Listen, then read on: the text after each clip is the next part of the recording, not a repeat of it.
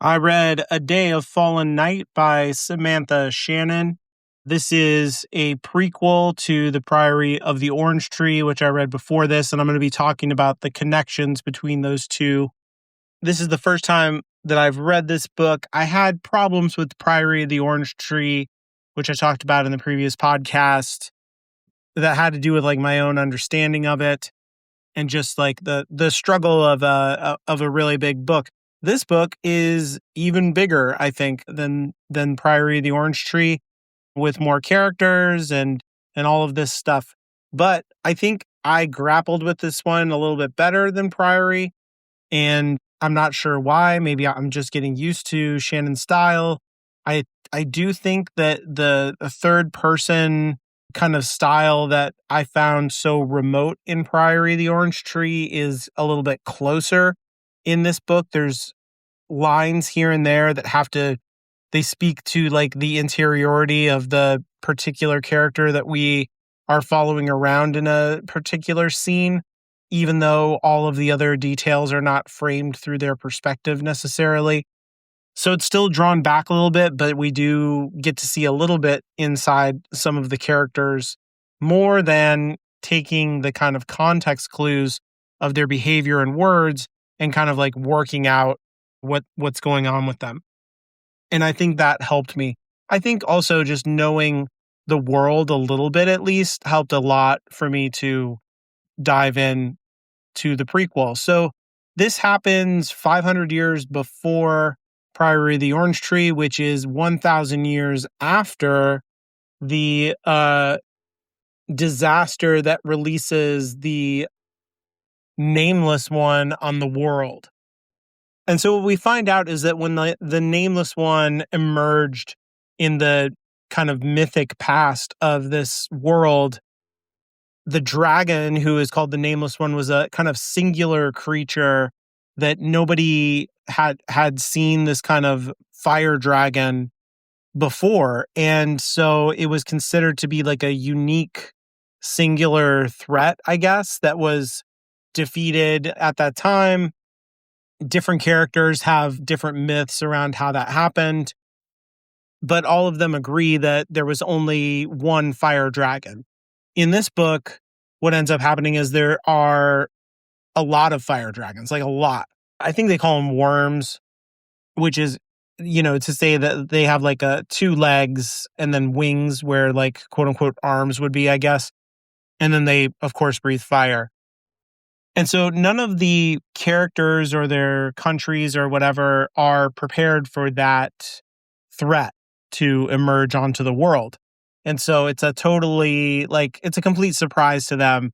But if you've read Priory of the Orange Tree, then you're like, oh yeah, these monsters again. So like, it was kind of cool to see how, I guess the whole thing was like a surprise to the characters and how they had to kind of pivot because the defenses that they had built up and everything had the one dragon in mind. And then they were like, oh my goodness, there's tons of dragons. So just like in Priory, we follow four different characters. And to me, I don't know, like I think of Glorian and Dumai as the primary two, but maybe I just like them more than Tunava and Wolf. I like all four of them though. So Glorian is a Berethnet, so she occupies that place where in her queendom and the mythology of her religion, she has this special magical place of somehow restraining the Nameless One from emerging and destroying the world.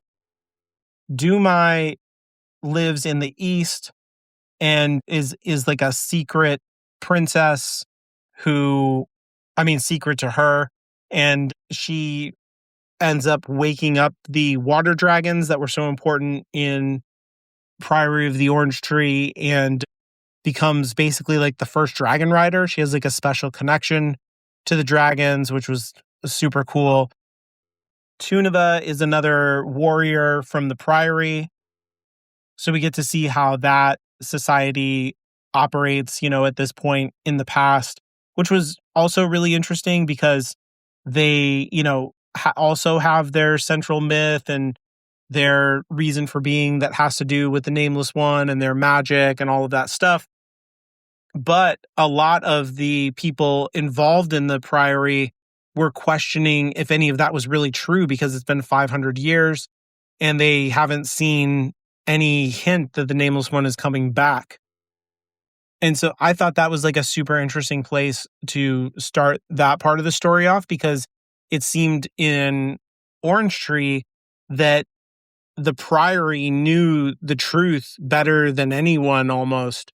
And so for them to be kind of like the most behind the times in a way was a cool inversion, a good place to start, I thought. And then Wolf it comes from a society in the north called Hroth that is kind of like a Viking, Scottish Highlander kind of culture, I think. And then just like in Priory, these characters from different parts of the world that are kind of like the four corners of the world, right? Like north, south, east, west, need to come together, need to share their knowledge. And they literally kind of like intermingle or kind of intermarry in a way that's going to help save the world. And so I think the series continues to have these themes of global cooperation being necessary to overcome the biggest threats in the world. This book, I think, more than Priory, had an impressive kind of like, it's almost like 4 books packed into one. And what I mean by that is there's a set of supporting characters around each of these 4 primary characters that all have their own stories and arcs and, desires, like what they want versus what they need, their own goals, and they all have their own antagonists that are in addition to, this global problem of the dragons, and then the way that these main characters will also intersect and interact with each other. And so that it's really complicated in terms of like, there's all of these different elements in the story, but it's really well balanced and impressively has deep supporting characters around all of them, like I said, that have their own arcs. They all feel like real people, and it almost feels like kind of gratuitous or unnecessary, I guess. It's just really excellent, I think, is what I'm trying to say. That the depth to which the 4 stories are fleshed out, because I could imagine a different version of the book that is simpler and shorter with kind of flatter characters that I think would still totally work. But Shannon builds an incredibly deep world that doesn't settle for that level and has a very elevated level of complexity with all kinds of motivations and goals bouncing off of each other. So the book is like way too long for me to try and do a beat by beat kind of thing. And even on the first read down, I still don't think that I absorbed a whole lot of the information.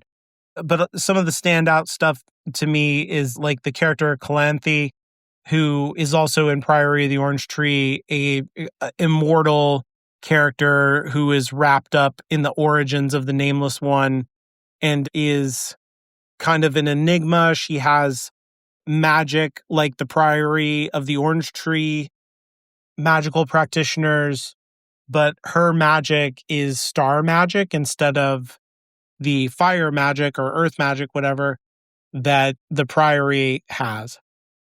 And we also find out that the Priory magic is directly related to the dragon magic, like it's the same kind of magic. And that the sickness that comes from the dragons has to do with magical energy that is not properly integrated into the body and then kind of like exhausts it or burns it up literally from the inside. And so there's just like all kinds of more lore that happens in this book that for me like illuminated all kinds of stuff that was present in Priory of the Orange Tree, but becomes more explicit in this book. But getting back to Calanthe, her story intersects with pretty much all four of the characters in different ways. And she is a really interesting character because I don't see her as either good or evil. She takes up this space that is just like she's very self-interested, but also deeply human in a way, very flawed. But because she's immortal, she's just one of those kind of uncanny characters that emerges in fantasy where their desires are just like normal human desires that are played out on the scale of millennia become bizarre and feel wrong to us as readers, but it's hard to say what life would be like if you live for, 500, 600 years, right? And so I think that Calanthe has like a deep loneliness and a deep need and desire for love and affection that motivates a lot of her her actions, even unconsciously. But in both stories, she is trying to recover lost power in the form of artifacts. And so there's a way in which I think Calanthe is kind of trapped by her own past that is what symbolically makes her immortal. And so what I mean is that by being stuck in the past, that is why she is stuck with being alive for centuries and centuries. She's unable to get over the loss of her daughter, the betrayal, of her love, the loss of the magical sword and the magical jewels and everything that happened with the Nameless One. And because that central loss exists at the core of her character and she can't get past it, she just persists and persists exactly the same way that her trauma just never goes away. So it's an interesting idea to have this character who is kind of like the wound at the center of the world in a way, like this deep story of loss in the past and how it is ever present in the world because she continues to exist. And at the same time, you have the Berrethnets who look like her, from queen to queen to queen on down the line. And each one of them has a fascinating love story. And it's almost as if they get to have the love and the family, by passing this queendom on over and over to their daughters and having this community that they've built up, this society that's built around them and their, kind of story of power and magic. They are living the thing. They have the thing that Calanthe wants, really. Like deep down, she thinks that she wants the sword and the jewels, but what she really wants is what the Berrethnets have in a way. But at the same time, they are kind of like a imitation of her or a reiteration of her in the world. And so because this like trauma of her exists on one side, and then this responsibility and duty and destiny on the other side, it's almost like a whole person being kind of split into two, a whole woman who endures and endures this. And the theme of endurance is really big in this book. Just for centuries and centuries, she endures in a certain sense, even though it's like life after life after life in the Berrethnets, having the love and companionship and family and connection and community and all that stuff, but never getting rid of the deeper trauma and loss and feeling of not having control. A lot of the characters have themes of being children who don't understand their true identity or having kind of like a double identity is really what it is. each of the characters has a double identity and kind of grows up with that and wrestles with it in different ways or finds out about it at different times. So Wolf, for example, is an orphan who is raised by a leader in his society, like a king, and becomes, a great warrior, but is secretly a child of the Priory of the Orange Tree and has a connection to the South. So he lives in the North, but he's from the South. And the way that he got there was because Calanthe kidnapped him because she is lonely and wants to have a family and wanted to raise a baby and thought that taking one from the Priory wouldn't be a big deal. And Tunava is Wolf's mother, and she's the primary character that we're getting the perspective of the South and the Priory from. And so we're really invested in her story. And she ends up falling in love with Calanthe, who is kind of like seducing her in order to use her to get to the artifacts that she wants that are buried deep in the Priory. So Wolf doesn't know about his origin. Tunava doesn't understand what actually happened to her son because she believes that he died.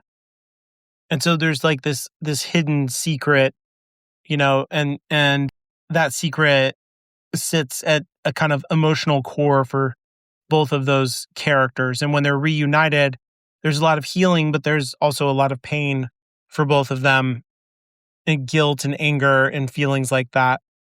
And at the same time, you have Glorian, who is the child of this kind of political marriage that ties the North and the West together.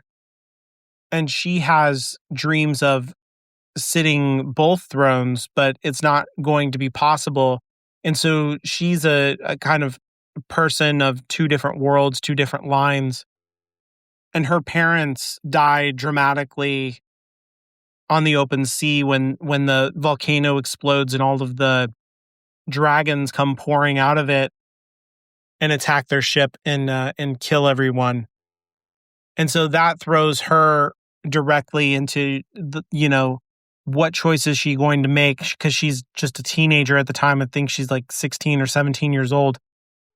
And so she doesn't even really know what she wants in life, and she's still kind of fantasizing about, will she be the queen here or the queen there, or can she be both at the same time? And she has to make an adult choice that, gives up one path in favor of another. And so we see the ways in which the Berethnek kingdom is being forged and set up for the events that, came in Priory of the Orange Tree. But I think there's a lot of drama there, like the danger of a prequel is that you kind of know everything that's going to happen. And so you just want to see the specifics of the events, and that can drain it of a lot of drama and surprise. But this was very surprising to me that the way in which the kingdoms are tied together, the way that Wolf was childhood friends with Glorian, before all of this went down, and then ends up becoming the father of her child. And since he is of the line of the Priory, but was raised in the North, the ways in which, that means that he has the blood of the South and a little bit of the magical power of the Priory enters into the Berethnet line. And so that line really is more magical and more special than even I understood in the Priory of the Orange Tree. I thought it was, just kind of propaganda or dogma of the religion, making these grandiose claims about her that, it was true that there was magic in the line, but not the kind of magic that they believed it was. But maybe there was more to it than I understood in Priory. And maybe she did have some of that magical kind of firepower a little bit. In Dumai's story, she doesn't even understand her actual origins and her relationship to the Empire. And once all of that is revealed to her, she also, when the dragons arrive, she's like, okay, we got to wake up the water dragons because they're our only hope. But the thing is that as much as the fire dragon's power has waxed, that is the degree to which the water dragon's power has waned. Because there's like a balance in the world. And so it's, in a way, it's kind of the worst time to wake these dragons up.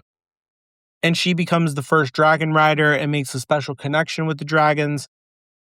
But she also has this, enemy in her midst who is trying to manipulate her politically. And then the two of them fall in love with each other, which is a really cool love story that's really well done. And so who she, has as an enemy, who she believes as an enemy at the beginning of the story, becomes the most important person in her life by the end of the story. And so I think at all points in her story, she doesn't fully understand who she is. She is always kind of becoming someone else. She doesn't know that she's a princess. And then once she does know that she's a princess, she's like, no, I have to, make this special pact with the gods. And I'm falling in love with the one person I shouldn't fall in love with. Oh, this person is more important to me than any other person, and on like that. So the layers to which her identity continues to emerge, even to herself, is fascinating and kind of underlines that theme across all of the characters, I think.